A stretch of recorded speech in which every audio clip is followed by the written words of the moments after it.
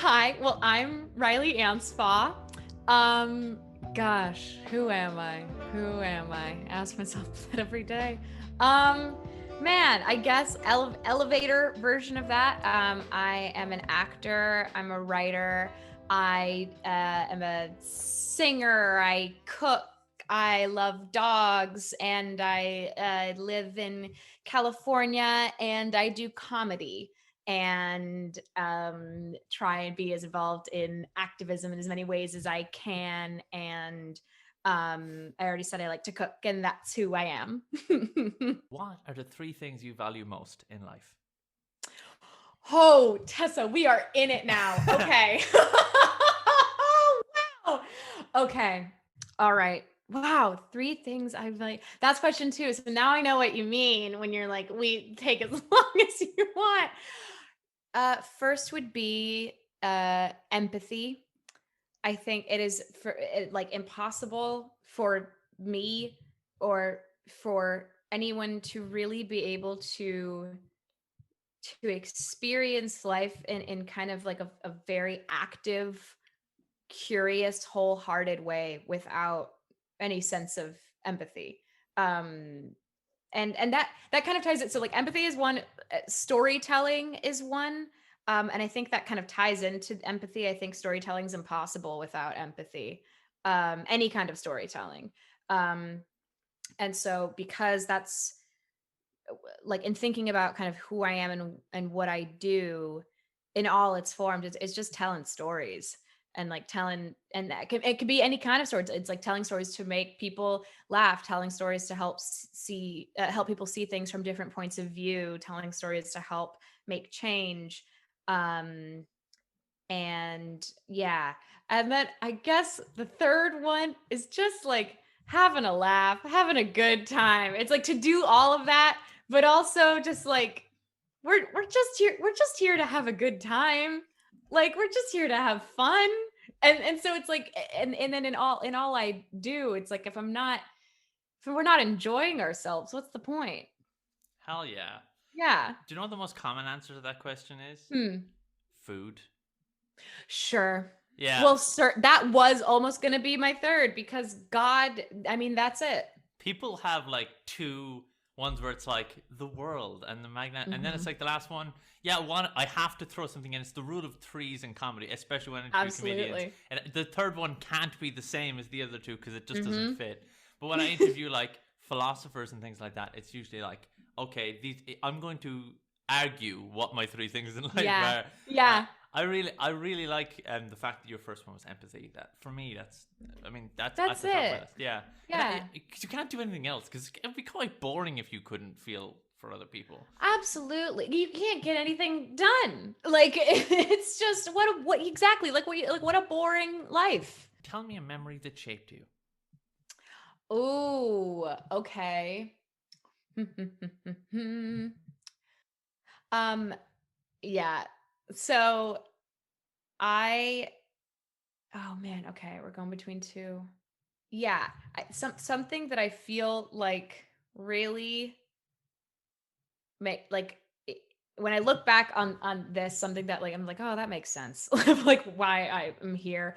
I remember when I was little, watching my mom. So my mom's Irish, and so I grew up with a lot of those influences and like a lot of things that she would bring over from her culture and her Northern Irish life, and and she was a big fan in when she was younger and still now of Elton John, as am I. And I remember her playing a clip for me when I was little of Elton John doing Crocodile Rock on the Muppets. Like that, watching that performance specifically, like changed the game for me because it's a mix of like pure camp and just like fun, and like fun for the sake of being fun, and music, like really good music, like a mix of all of that. And I remember watching that and being like, whatever that is, that's what I like. That's I'm gonna be chasing that dragon for the rest of my life. Like that's it for me. And so it's like I was either gonna say that or like I remember listening to like Eddie Izzard stand up for the first time and being like, oh, that too. And like, so yeah, like whatever, just that silly for the sake of being silly while also like really good music in there. Like that was a memory watching that. I remember like that was like I'm like, well, now I'm addicted to whatever that is. So that's just kind of what I try and do now. What's your favorite color? Blue, any Why? kind of blue. Oh, I think God, I mean, listen, you could say I was about to answer with something that I'm like, oh, now this is important. Now this is different and no one's ever thought this before. And then in a split second, I'm like, Reilly, you could say this about literally any color. It means nothing. But I think like just the various, I don't know, there's something about it's very calming to me. And yeah, it's really calming. I love the ocean and being from LA. That's really it. But then also like the bright blues, really fun. The dark blues, really hot. Like just like fun to wear. I don't know. I guess that's it. Blue, yeah. Tell me in as much detail as you can about something you knew of which once existed and now does not. Oh, great question. Thank you. Thank you. Great I question. believe Brennan Lee Mulligan's response initially to that question was, that question is insane. What are you doing? It's Like, insane, but I love it. Like thanks. it is truly bonkers, but I'm really here for it. That doesn't exist anymore. Um, okay. I'm kind of this is how I am interpreting this answer. Um, I know way more than I should about, and I'll explain this in detail because it's going to sound really basic, but I know like a lot about the Beatles. And I'm going to say that, and that they're not, the band doesn't exist anymore. Um, their music does, but them they as a group do not. And I know a a really obscene amount about the Beatles. When I was a kid, I like I forget when was the moment that I just became like obsessed, but like my room when I was, like 9 through like 13 was wall to wall Beatles post. Like everything was Beatles all the time. I've read every book, seen like everything. Like it is I've even seen like Ringo's bad acting career when he was in like Caveman. Like it's I've seen too much about it, and I'm not fun to be around when listening to it because it's like I can't just let you enjoy it. I will be like, well, on this album, this is like da da da da da da. So it's yeah. So that's my answer. What's your favorite Beatles fact? Oh, I've never thought about that. I've never thought about what my favorite fact of theirs is. I think I mean, like the first thing that comes to my head is the amount of times that Ringo has walked out of recording sessions because it's like I don't know why, but I think it's so funny that he is. It's like you'd never expect him to be like, I'm done, like I'm over it. And that when he was in multiple sessions, I think it was during like the White Album, that when he left like one or two times and they were just like, oh my God. And they covered his drum kit in flowers as like an apology when he came back. Every part of it was covered in flowers and he's like, okay, I guess I'll stay. They're such divas. Was such a diva. And I'm like, and for what? Like, you're gonna finish the album. Like, of course. What, if anything, is perfect? Easy. It's the movie The Birdcage with Nathan Lane and Robin Williams. It's a I perfect don't know film. anything about this movie. It What? is it is my favorite, one of my favorite movies of all time. It is have you heard of the musical The Cage aux Folles? Absolutely not. Um Assume I know nothing. Great. So it is the story of this couple who like one of I'm forgetting like the names in the movie and the names in the musical are different. But one of the couple, he owns this drag club and then his husband is the main performer at the drag club. And so the guy who owns the drag club, he has a son from a previous marriage, and the son is getting married. He's engaged, and they're like, "You're so young. You're only like, in your early 20s." And the daughter, or the woman he's engaged to, her dad is like a super conservative Republican politician, and he's like running for re-election. And so it's like a whole comedy of errors of like, okay, we want our families to meet, but but the son now tells his stepdad, he's like, I love you, but you can't be here. Like, you're so much, like you're too much. And yeah, it's tragic. And so then they ask the mom, his biological mom, can you come in and like be the mom just for the night? And so it's like a whole thing of like, it ends up she's not able to go. And then like the kid's biological daddy's like, no, like my husband's going to be here. Like, you are our family. You are more of a mother to him than his mother was. And so then like it come to the dinner, and then like he comes in drag. He's like, I'm his mom. And then like the mom shows up. It's like it's a whole crazy thing. But Nathan Lane is one of my favorite actors of all time. And his performance in that film, the movie's great. I'm going to hone it in specifically. Nathan Lane's performance in The Birdcage is perfect. That is a perfect thing to me. This next question could be answered by that answer, but I'm going to ask it anyway. And if not, I have a backup. Do it. Who is your favorite character from fiction of any kind, and why? Yeah. So that's one. But I have multiple. So I'll leave that. But definitely, Nathan Lane is Albert in The Birdcage. Okay.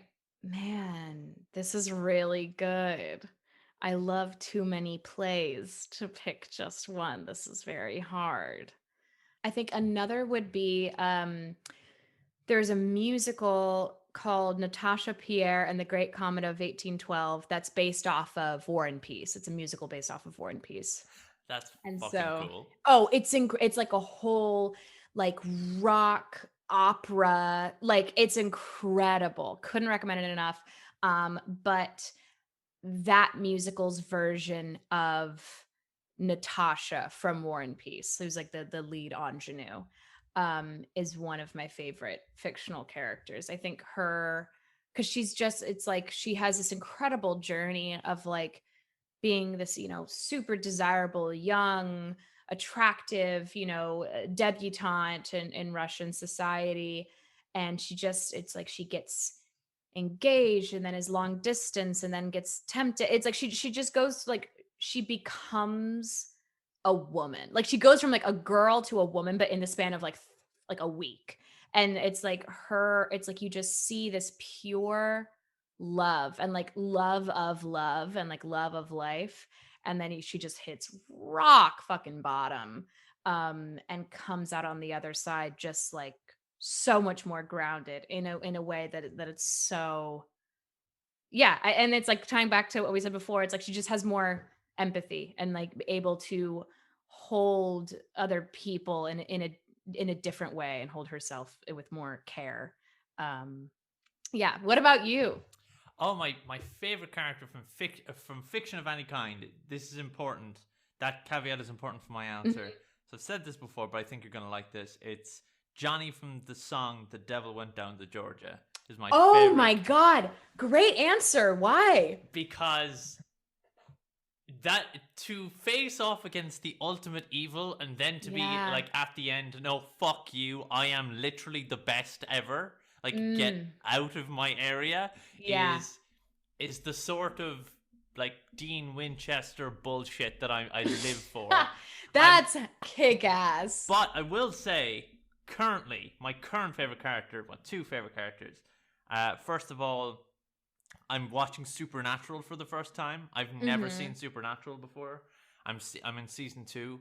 Dean Winchester, because the character is terrible, but super hot, and I mean that's, of course. I'm petty and he's hot, so I mean that's petty that. And he's hot. Am I wrong? Is he not the most attractive man? And then I'm petty and he's hot, so that's one. and then the second person is Dr. Casper Darling from the video game Control, which I'm currently playing through. So I love video games, and this is a game about like, do you know SPCs, like this kind of. So there is this thing on the internet called Secure, Protect, or Contain, Protect. So SCP, yeah, where it was like these objects which become haunted, or these creatures which are like, it's like pulpy. Neighborhood horror sort of things, right? Sure. An example is a creature that will make people like rapidly upset and have to look away from it, and they just walks around. So this is a video game kind of based on that premise, where there's this Federal Bureau of Control, and they deal with all of these different like there's a slide projector, there's a rubber duck that can't be destroyed, it goes for, but the bureau has been it exists in this building, which is a space between worlds. It's really cool. And there is a lead scientist researcher there called Dr. Casper Darling, and he has this weird charisma to him because he's a scientist who just loves his work, but he makes these little videos, these kind of like infomercial things, and where he talks and explains concepts in the game to you, and you just find them around on projectors. And the reason why I like him is because I share a lot of energy with the man. Like we have the same vibe, this kind of vicious curiosity, and like I like being enthusiastic about things all the time. And he just doesn't stop. He has no off button. And then you see at various moments, and I relate to this a lot, where certain clips you find of him and he's like dealing with the impending horror that would happen at the start of the game. And so he like knocks cups over and he's like, shit. And then he like realizes he's still on camera and he's like, oh, actually this is, good. He kind of recovers and makes sure that his enthusiasm isn't lost, even though things are bad. And he has this kindness to his voice as well, which I really like. So those characters, Dean Winchester again, because I'm petty and he's hot, Dr. Casper Darling, and the devil went down, Johnny from The Devil Went Down to Georgia. Those are my answers. Yeah. I'd like to add one to mine, just cool, awesome. In how like for those reasonings. Okay. I'm just kidding because you did multiple. I'm adding two more. I'd like to add Gwendolyn Fairfax from The Importance of Being Earnest, because it's like she's got a good head, like for the reason that I'm like, I feel like I'm at Gwendolyn's, like she's got a good head on her shoulders, and like just that scene of her and Cecily eating cakes, it's just like, God, it's like it's one of the funniest things I've ever read and seen, and I love how both of them, it's just like the most insane shit is happening. They're flying by the seat of their pants, and then they're just so willing to be like, man, everything's great now. Like, I just think that's such a treat. And Antigone from Antigone, because it's like just the will that she had. And this isn't, I'm like, I'm Antigone, but I remember like reading Antigone for the first time and being like, that's a fucking badass right there. That it's like in the face of like, it's like she knows what is right, and she is going to do every single fucking thing she can, even if it means losing everyone, to be like, no, this is what's important to me. This system is messed up. I'm going to go directly to the head of this system and let him, it's wonderful. What fascinates you? Ooh. Space. I think space is endlessly fascinating because I know nothing about it, but it just like, because it's we get so caught and like that. Okay, there are endless very important things that we deal with day to day, and it just like in the world and like state of the world, like there, it's like, this isn't me saying that it's like none of it matters, but then it's like, I'm talking about things that it's like, if I'm, if there was like something I'm like petty about, or something that it's like, I'm annoyed about, that truly doesn't matter. Just then to think about like, and then just keep zooming out. Like, it is insane. It is insane that space exists. It is insane that it is expanding right now. It is like, it is so mind blowing to me that that's just out there, that like, a new, like new little rovers on Mars, on another fucking planet. What are you talking about? That's the most ridiculous thing I've ever heard. Like, it's amazing. It's amazing. Like my roommate works in casting. She's a casting assistant. And we were watching the feed of the new rover landing on Mars. And she just started laughing. She's like, what the fuck are we doing? Like, what are we doing? Like, I was writing jokes for a podcast, like just being like, this doesn't matter. Nothing matters. So yeah, space fascinates me. Hell yeah. Did you hear about the Accubear drive thing? No. Okay, you're gonna love this. So that in the 90s there was a dude whose name I can't pronounce, who Accubear, whatever. He created this concept for a warp drive where it was like, if you have a bunch of negative energy and you shove it into this, you can bend space time. But negative energy doesn't exist, so it was kind of like, okay, whatever the fuck. Last month, he published an updated version of that paper, which under our current understanding of physics, if our current understanding of physics is correct, and we don't have any reason to doubt it, warp drives are theoretically possible. Oh my God. So, now, the science has to be obviously tested and confirmed. Right. But this is one step toward the idea that and by the way, it is limitless. It's not like, the only thing is that it's like energy. So the only thing you need is the amount of energy to condense stuff in front of you. It's like if you take a piece of paper and you crunch it up and you go over it instead of like across the piece of paper, and that's theoretically possible. Like, that's crazy. Like, that is the fact that is possible and not everyone is just shouting about it on the street is insane to me. Yeah. That's amazing. And no one's talking about it. I'm just right. Like, this is it's like fucking warp drives. Yeah, like Star that Trek. It could happen. Yeah. And then people are just like, yeah, so I'll take a caramel macchiato. And it's like, no, fucking slap it out of your hand. Like, we need to talk about this. This is more important. This is so important. What piece of media should everyone consume? Oh, gosh. Okay. I have two. One's just like a biased one because I think it's another piece of perfect media. Okay, so I think there's two things I believe everyone should consume. One is the movie Waiting for Guffman. And that's my other favorite movie of all time. And it is about, it's like the premise is taken from Waiting for Godot. And it's about, I think you'd really love it. It is about a community theater that's putting on, or like a community troupe that's putting on like a bicentennial celebration for this small town in like Missouri. And then they catch wind that like a big time Broadway producer might be coming to watch this, like town of like 100 people. Like, but it's so, there's something about it. There's something about that film. I've seen it so many times. Like my dad's side of the family, everyone on my family on that side can quote that movie line for line.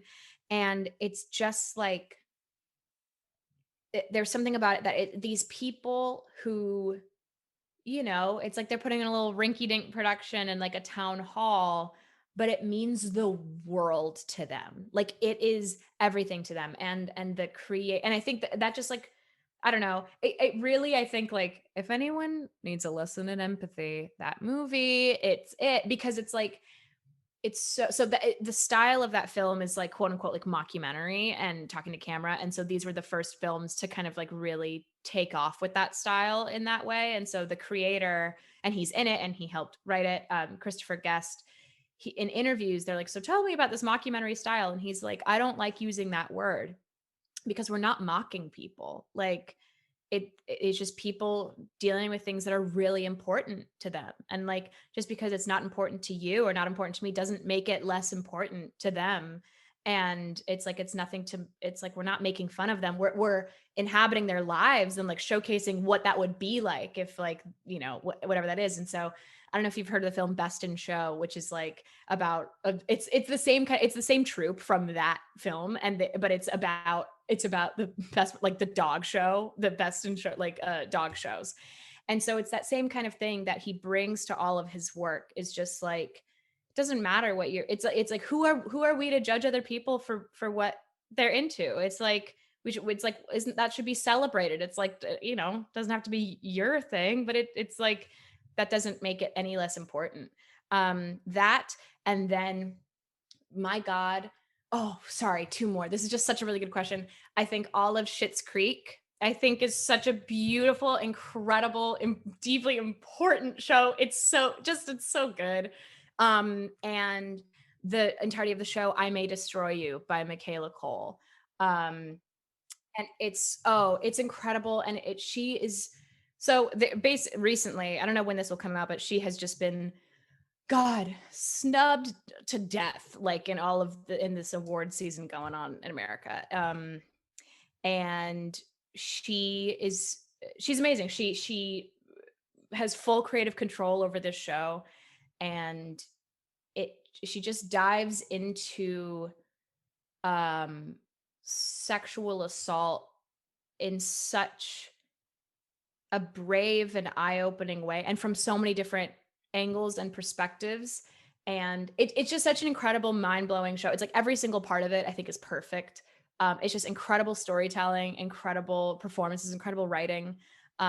She wrote 100 drafts of the last episode, which is like one of the best episodes of television I've ever seen. Yeah, it's just award shows are stupid. They don't matter, but then they do matter, and it's a mess. But I May Destroy You, Schitt's Creek, and Waiting for Guffman. Yeah. If you could name a hot sauce, what would you call it and why? Ooh, if I could name a hot sauce. That's a really good one. I huh. Because I'm trying to think of like, because if and that was a coherent sentence. I'd like to put that on the record. Um, I enjoy hot sauce with wings, but I enjoy hot sauce. I enjoy more of like a kind of like a chili sauce if I'm having like Thai food. So it's like those are the kind of hot sauces that I gravitate toward more than just like a regular hot sauce to put on various things. Um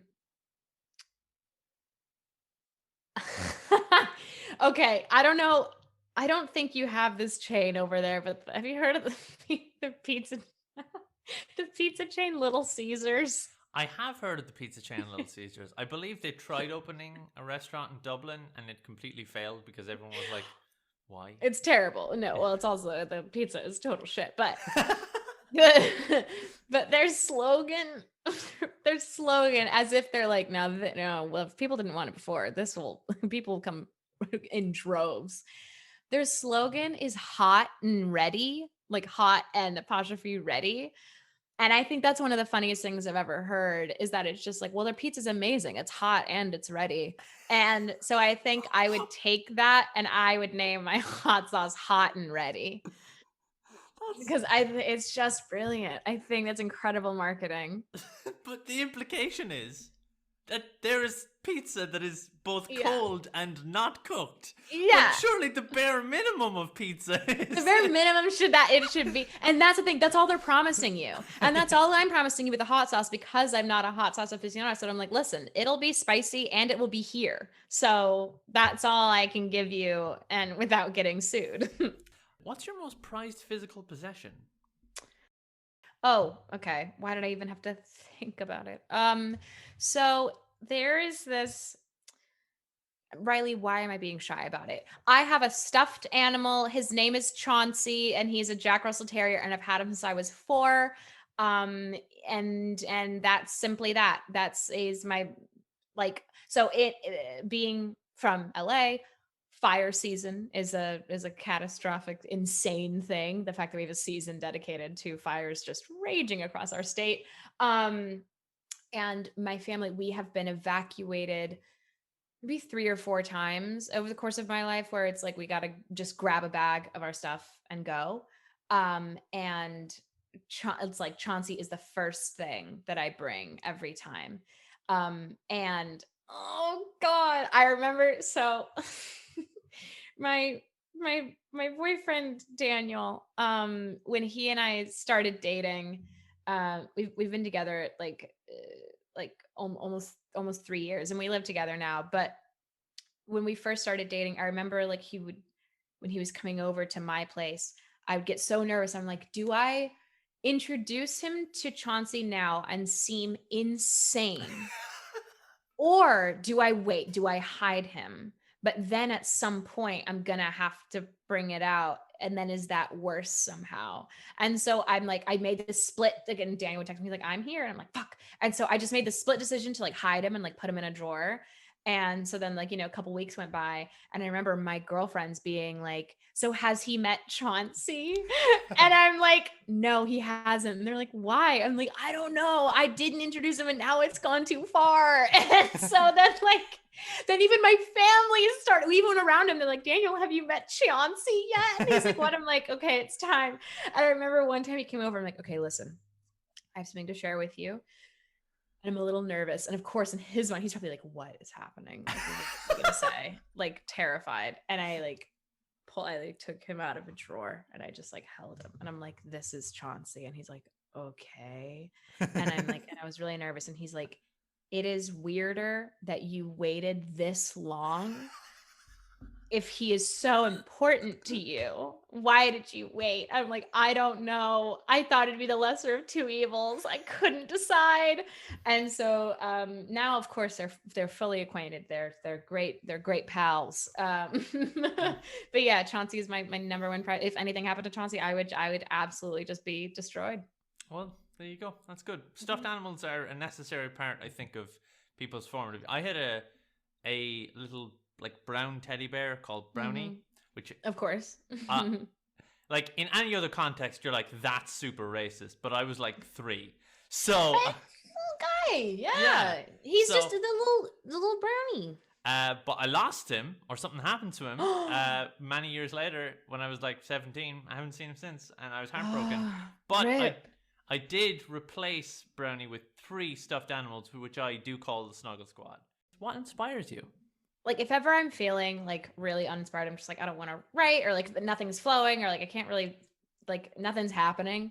Either talking to or watching like people who I really admire, like, or not even just people who I like really look up to, but like seeing anyone be so revved up and so excited about like what they do or what they love, like watching people either talk about or do like what they love more than anything is so inspiring to me, because then it reminds me like why I do what I do in the first place. Like, I think sometimes I can trick myself and be like, oh, this is work, this is like and like I don't want to write a joke today. But then like I step outside of that, and then I'm like, wait, this is what I love to do. Like that's the point. And it's like, I'm so grateful that my job is what I really love to do. But it's like, and so that kind of, it puts things in a different perspective, and it's very inspiring that it's like, man, I'm so grateful to get to do this. And like, I love it so much. Why wouldn't I just like put everything in it? That's a fantastic answer. Oh, it's a fantastic question. Thank you. Will I recommend something to you that's really weird, but that inspired the shit out of me? I don't know. Like, it hasn't inspired me to do anything specific, but it's just like, no, whatever this is, I like it. Yeah. Well, I mean, the Midnight Gospel is kind of. Have you ever heard of the Midnight Gospel? Mm-mm. So the Midnight Gospel is this TV show on Netflix. This isn't the thing I'm recommending to you. This is context of the thing I'm recommending. Yeah. Okay, great. But I have my notes app open just in case. The Midnight Gospel is a TV show on Netflix in which they take some of the excerpts of the interviews of Duncan Trussell, and they set them in this science fiction world where this dude goes into a universe simulator and interviews people. To give you an example, in the first episode, he interviews the President of the United States in this universe about drug legalization and marijuana legalization. So they're having a conversation about like narcotics, and the president is, important thing which I forgot. They do all of this while a zombie apocalypse is happening. So great. Okay. So you see the levels in which this is absurd and weird, and it's animated by the guy who does Adventure Time. So it's all absurdist, and it's amazing. But that style did something to my brain where when that came out, I have watched that show 8 times since it aired back last year, all the way through, which you should watch it. It's good. But it opened my mind to weird shit. And I follow a lot of art because I'm an art history nerd, and just modern animation in general. And there is this short film which was released recently, which is called When the Moon Was Gibbous. And When the Moon Was Gibbous, I've heard of this. is super fucking weird. There's a lot of Write that down. It is like synthetic music is on, and all the color scheme is strange, and like the animals and stuff have weird genital shapes and stuff. It's fucked. It's weird, and I loved every second of it. I remember going, "This is something unique and special." It's on Vimeo. Like, it's cool. completely free. I found it. Great. Yeah. It's I'm like 3 minutes long. So amazing. I can't wait. You should watch it and be like, this is weird, and I like it. Yeah. Well, maybe you might not like it, but I loved it. I was like, this inspired me, and I don't know what it's inspiring me to do. Just be more and create more and speak more, and just to be more.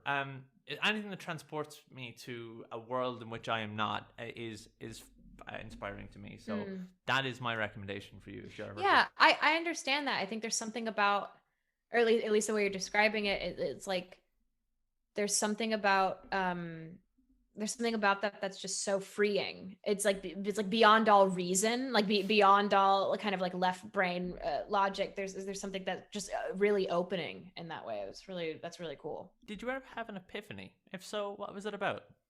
I just had a moment in my like a couple of years ago. I don't know what brought it on. I don't know what was the thing that kind of kicked it into gear, but I realized that like I was really feared. Like a lot of what I was doing was driven by fear, and I wasn't showing up for myself in the ways that I know that I could. And like I was really selling myself short in a lot of ways. And I think it was truly out of fear of like, it's like, if I couldn't be the person I wanted to be, if I couldn't have the things I wanted to have in my life, then it's like the fear of trying for that was scarier than kind of than the stasis I was in for a long time. And so finally something shifted, and I'm like, oh, this is it. And so it's like that moment like really put me on such a different path. And I'm so glad I had that epiphany, because it's like I wouldn't be it's like I got into therapy. It's like I did all these things, and I got into therapy, started writing more, like that I am so grateful. I'm so grateful to myself that I did that for myself. What is the silliest thing you want to own? Oh gosh. So around Christmas time, I was on Etsy just looking at, this is the silliest thing I want to own right now. Yeah. I was looking at various like joke gifts to send to friends, and a thing that the co-host of the internet radio show that I do, Jeffrey James and I, we have a thing where we just send each other gifts randomly, and they'll just show up and we won't tell each other when it's happening. Like he texted me the other day. He's like, you just got a package. And I opened my mail, and there was a package there, and it was a shirt that it's like a horrible shirt, and in big white font, it's like a navy shirt with white font that says "Real men date hairstylists." It's like things like that we'll just send back and forth.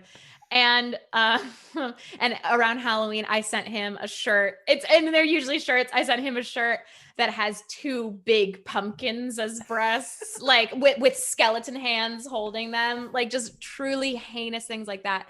And so I was on Etsy, like looking around for things of that nature, but as ornaments. And I found this one ornament of a blobfish, and just like with a sagging mouth, but it was like also covered in sparkles. Like it's just like the most ridiculous, abhorrent thing. And it's also wearing like a Santa hat, and just this like pile of fish. Oh God, it's incredible. But I'm like, I can't justify, like, cause I'd want it for me, but I'm like, I'm not spending this kind of money on a blobfish ornament. But that's what I do covet it online still. And I'm like, maybe one day. How much is it? Like, too much for what it is. It's like it's like probably it's like I'm sure it's made of very nice material. It's crafted impeccably, but it's like it's too much for what it is for me to justify spending money on like a thing that I'll put up once a year as a joke.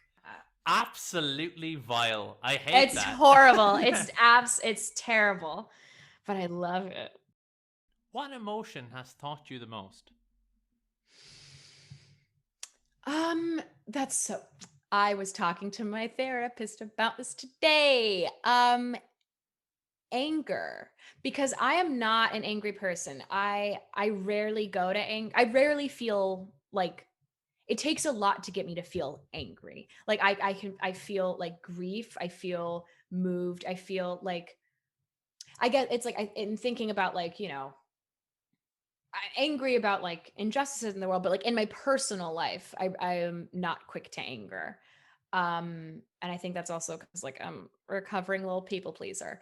But I think what the moments in my life that I have allowed myself to be angry have really taught me what's important to me and what boundaries in my life that like I feel it's like that need to be upheld and like how I want to be respected and how to respect and like and in that like you know how best to respect others in that as well and like using that as a mirror but because I don't go there very often and I think it used to be because I'm just like, oh, well, like everything's fine. I want everyone to like me all the time. And so it's like, why would I ever be angry? Like, well, but now it's like really coming into my own and like what matters to me. That's taught me a lot about like what, yeah, I'll just be repeating myself, but yeah. So weirdly, and I never thought that'd be my answer, but yeah, anger. What is the most valuable thing you have ever learned? So the best piece of advice my mom has ever given me is don't do a big thing right after a big thing. And that has been the most helpful. Like, and you can interpret that in whatever way you want.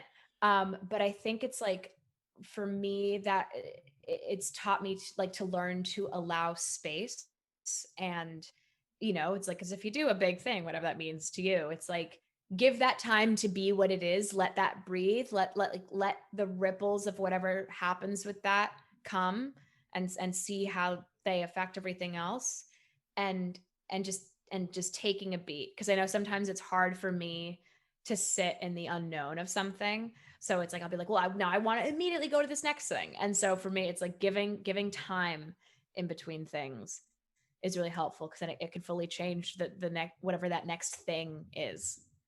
That's really useful, especially for me at the Mm-hmm. minute where I'm like between, like I just finished my master's in October. I'm currently unemployed. Congratulations, that's incredible. Thank you. I'm 22 and I have a master's. I'm like, yeah. But you see, That's masters ridiculous. is like they're cheaper here, so it's not like a Mm. stupid amount of money. But it's still expensive. But I graduated with like top class honors, like my in That's both in my amazing. undergrad and my master's. So but see, here's the thing: hasn't helped me get a job. So Of course. none of it mattered. So Not, none of it matters. Let's all go to space. yeah, so I'm like between things. I'm just making episodes of my show because I'm like I have lots of time in my hands and I want to be creative. And if I'm not creative, I'll be sad. So like here you go. Yeah. So it's that's a good piece of advice. What about you? Oh, the most valuable thing that I have ever learned is it doesn't matter, just do it. So that's the most valuable thing. That's not like so. Later on, there's a question about advice as well, and so those will be Yeah. different answers. But the most valuable piece of advice is literally just do it. It can be bad, and it will be bad. The first thing Yeah. you ever make will be shit, and be proud of it and hold it up and being like, "This is my ugly child. Love him." Like, Yeah.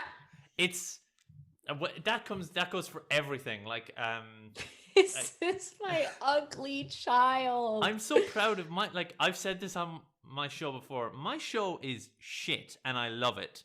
It's shit, not because I'm making a moral judgment on my quality or my performance or anything like that. Like my guests have never let me down. Usually it's how I edit it, and that's why I think it's shit. But it's like if I thought it was fantastic, why would I be motivated to improve it ever?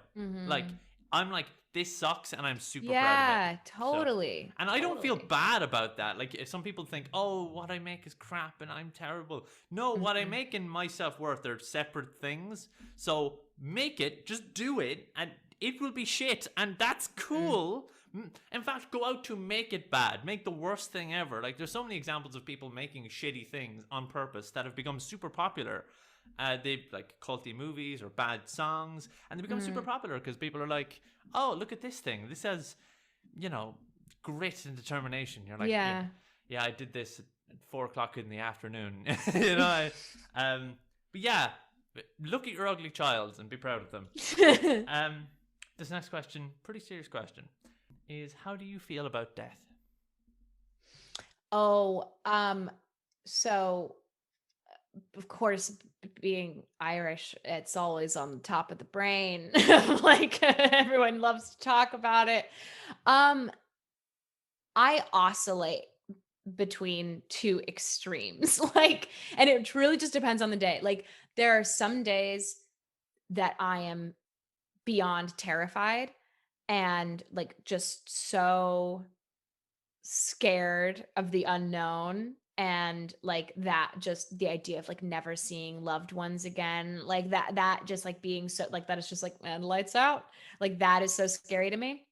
The other end of that, then it's like, then I'll have much more enlightened days where I'm just like, and that's why we're here, and that's okay, and like very much like, life goes on within you without you, like all things must pass, and that's the cycle, and we go back into the earth, and like da da da da. But it's truly only one of those extremes at any given time. It's either like, yes, let death come when it comes, I am okay with it, take me, Mother Earth, or like, no, I'm going to live forever. I'm going to inject collagen into my throat. Like, don't come for me, death. What makes you smile?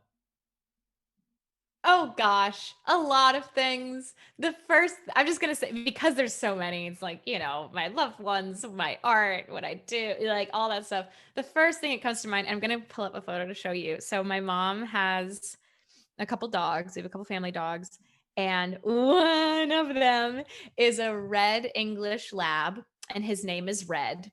And I love him. And he's just my soulmate in a dog. And he's the best, but also like so lazy. And so everyone thinks he's really dumb, but he actually knows a lot. He just chooses not to do anything about it. But his favorite thing in the world is like, while the other dogs like, pick up toys or whatever, Red's like, I don't think so. Red loves picking up his metal bowl, like his water bowl, and just carrying it. He doesn't do anything with it. He doesn't want you to throw it or anything, but he just loves having it in his mouth to carry around and like show you that he has it. And so just the watching him do that, or just the thought of him doing that really makes me smile. And this is him with it. Oh my god, that's adorable. Oh my god. And it's too big for his face. And he just and he's so pleased with himself. Like he's like, I am such a clever boy. Yeah, so red and his bowl really, oh god, it gets me. It just tickles me. Look upon my works, O ye mighty, and despair. Yeah, absolutely. Like he'll walk around and like he'll walk past you and show you, and then he try and take it, and he's like, well, no, that's not what we're doing. Like I just wanted you to look at it. You can look at me and you could admire me, but it's not an interaction. Not for you. Red is my soulmate, I've decided. Red. Question 19. What is beautiful? I know that I'm going to listen to this when it comes out, and whatever I say to this answer, I'm going to be like, no, you should have said this. But I think, I'm interpreting that as like, here's a moment that I think is beautiful, is when like moments in my life where I have introduced like people, like introducing two people who don't know each other, who are both very important to me, and watching that connection happen, and like and seeing people who I care about also now care about each other. I think that's really beautiful. And just seeing that it's like whatever has connected, me and one person also can connect them in a different way. Like I think that, like, that growing connection and that just continuing out and out and out, I think that's really beautiful. That is lovely. I've not got an answer like that on the show. That's lovely. What about you? Oh, so everything is beautiful. Yeah. From like the smallest thing to like pain and grief and all of these things, because I don't know, nothing in my brain tells me that something isn't beautiful. Even my own, like, I went through a really rough time this year, and just because of the pandemic and everything. Yeah. And looking back on that, like, in the moment, it doesn't feel beautiful, but like the journey of like perseverance and grit and pain, but also discovery and resilience, and all of that put together in this kind of beautiful tapestry. That to me is beautiful, because it has imprinted upon me and will be with me for the rest of the things that I do, so that when I do a good thing, all of that pain is brought with that and impressed in that moment as well. Like, it's an eternal kind of gift that you get. It's a scar that you bring with you. So I don't think there can be anything that says like, no, this isn't beautiful. And like, you can think back at all the horrific and awful shit in the world. I'm not saying like individual bad things are beautiful. I'm saying the concept of just being alive and being aware and just having the chance to experience everything, good and bad, is beautiful. I couldn't agree more. Yeah. Would you describe yourself as cute and cuddly?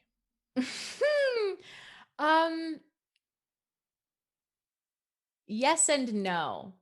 I love, I'm thinking also just very literally of like I think my energy can be very cute and cuddly, but I only like I will only really like cuddle and like be very physically affectionate with like a very select group of people.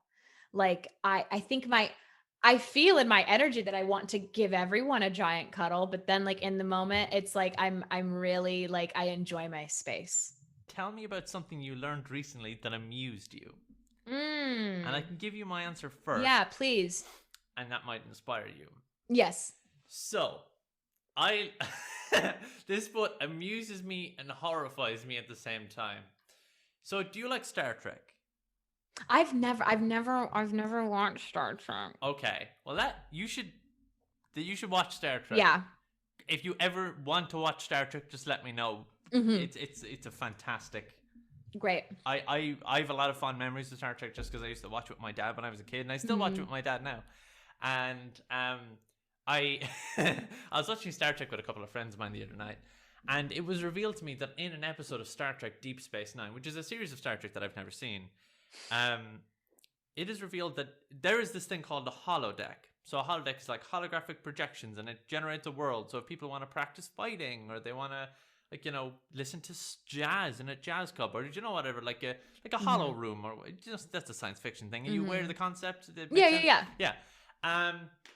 It is it is apparently illegal to enter a holodeck without knocking first if someone else is inside there. The implications of which are absolutely horrifying. Absolutely. And the mind goes there. And the mind absolutely goes there. But let's make this just a tiny bit worse, in that it is also revealed in a later episode of The Next Generation that every piece of biological matter is broken down into food. And I hate it. I hate those two pieces of information together. They amuse me. I'm laughing, but I'm also horrified. But both of them together, you really... Now that's something. So that's my piece of information that amused me, but also made me... Yeah. So here's a piece of information that I was just astounded by. So I'm part of this I'm part of this online kind of like immersive show over Zoom right now during the pandemic. It's called Into the Mist. And if anyone wants to come check out intothemist.net, it's like set in 1927 and it's like a night on the town in 1927 from your house. And so my boyfriend and I, we have like a comedy room, and then there are other like a bunch of incredible rooms. Like one of our friends is playing Langston Hughes and he's reading poetry, and then another is Josephine Baker and she'll teach you how to dance, and it's like such a fun night. But one of our friends, her room is like a 1920s like trivia room, and I remember like a couple weeks ago we did like a rehearsal with her where she was like trying out her trivia questions on us, and she was giving us different slang, like not different 1920s slang, and we had to guess what it means. And of course, like it was so insane, like I had no idea.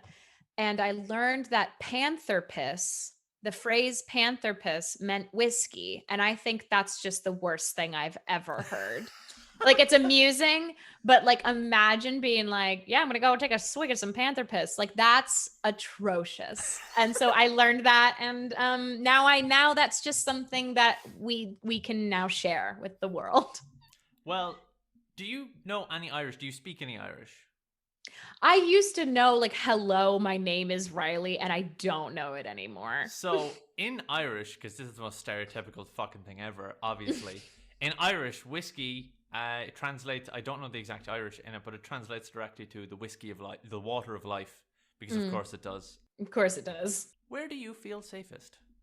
Oh, this is gonna sound so cheesy, but I don't care. I feel safest in the arms of a loved one. And I do really mean that, because I'm such like I'm an extrovert, but then it's like being with people makes me feel really safe. But then being with just like, your people, like, man, that's good shit. That's good shit. That is That's good it. shit. Yeah. If you were on a starship, what position would you hold? No one should trust me to captain that should like I shouldn't be allowed to touch anything that is making the ship do anything. I would like to be the chef. I'd like to be the chef on board. I'd like to cater this adventure. Okay.